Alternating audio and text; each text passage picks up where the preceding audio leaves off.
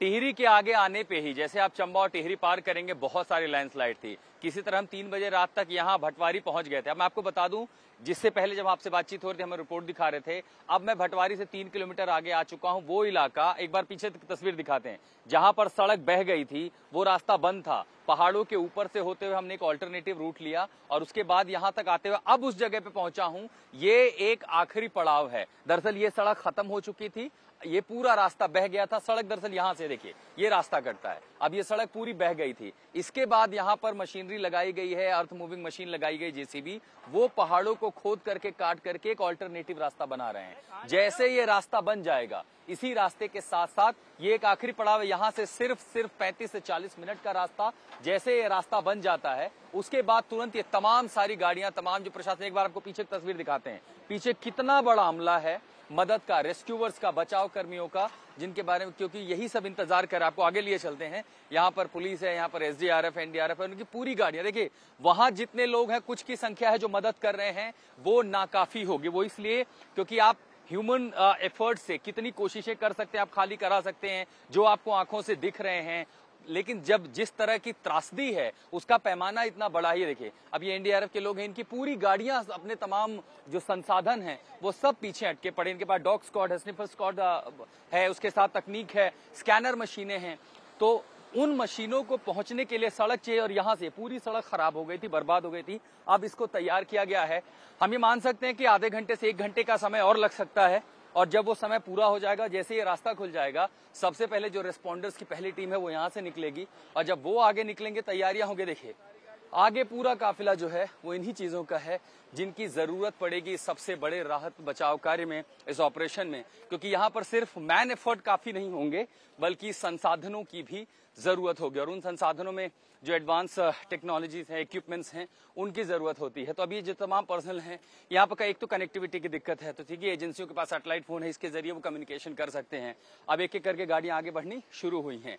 ये वो आखिरी पड़ाव है। यहाँ से आगे जाने के बाद जब वो हर्षिल के पास पहुंचेंगे तब ये देखा जाएगा कि जो लेक फॉर्मेशन की बात हो रही थी, क्या वो सही है, रास्ते पर कोई खतरा तो नहीं है, उसके आगे कहां तक जाया जा सकता है। तो कुल मिलाकर के मौसम बड़ी चुनौती है और जब मौसम हॉस्टाइल हो जाता है, इसके आगे की परिस्थितियां बहुत मुश्किल हैं कई इलाकों पर। आप समझिए कि यहाँ रात को हम कैसे पहुंचे, रात भर आप ये समझिए कि जैसे मौत से आमना सामना हो। इतनी लैंडस्लाइड अलग अलग पॉकेट्स में कहीं भर भरा के गिर रही थी, तो जोखिम लेकर के कैलकुलेटिव रिस्क जो होता है कि देखें गाड़ी निकल सकते, उस इलाकों को हमने पार किया।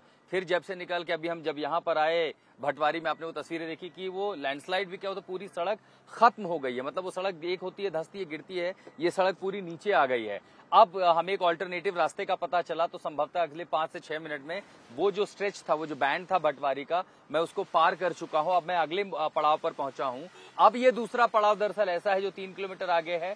वहां बड़ी संख्या में हमारे रेस्क्यू पर्सनल फंसे हुए हैं। वो इसलिए क्योंकि उन्हें आगे जाना, और जैसे एक सड़क भटवारी में जहां आपने मेरे रिपोर्ट्स देखी फंसी हुई थी, बिल्कुल वैसी स्थिति आ गई है। मौसम परीक्षा ले रहा, बरसात, अब देखिए शीशों पर जो आप देख रहे, रुक रुक कर बरसात हो रही है। और वैली में जो ऊपर, हम तो अभी वैली में हैं, जैसे जैसे और आप ऊपर जा रहे हैं वहां और तेज बरसात हो रही है। जगह जगहों पर जल प्रपात फूटे पड़े हैं, पूरे रास्ते पर हमने देखे हैं। और ये सारा पानी नीचे भागीरथी में रहा है, तो ऐसे में भागीरथी में जो जल का स्तर वो भी लगातार बढ़ता रहेगा। ऊपर से एनडीएमए ने एक वार्निंग जारी की है कि lightning intense to very intense rainfall in Almora, Dehradun, Haridwar, Nainital, Pauri Garhwal, Tehri Garhwal, Udham Singh Nagar, Uttarkashi, इस जिले में भी अगले 3 घंटे में भारी से भारी बरसात की वार्निंग दी गई है। अब बरसात मान लीजिए 3 घंटे बाद अगर रुक भी जाती है, एक तो जब तक बारिश होगी तो किसी भी तरह का ऑपरेशन नहीं चलाया जा सकता, मलबा कच्चा होता है, मिट्टी है, दलदल है, वहां जो रेस्क्यू पर्सनल्स हैं उनकी जान पर भी खतरा हो सकता है। दूसरा, जब बारिश थम भी जाएगी, अपने साथ वो बहाव में पानी के साथ ऊपर सैलाब से वो जो लेकर के आएगी,